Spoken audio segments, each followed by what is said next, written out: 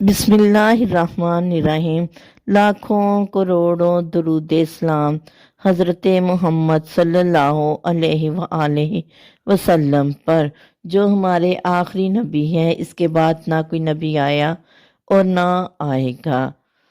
आज मैं आपको एक ऐसा अमल बताऊंगी जिसके करने से एलर्जी किसी भी किस्म की हो वो ख़त्म हो जाती है।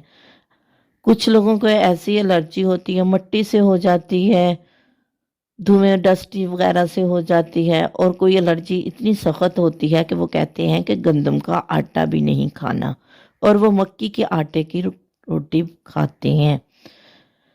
उनके लिए भी यही तरीका है जिनको गंदम के आटे से रोका गया हो। ये इंतहाई छोटा सा और आसान सा और आसानी से मिलने वाला नुस्खा है। उसके लिए आपने 5 छटांग पुदीना सूखा हुआ पंसारी से ले लेना है।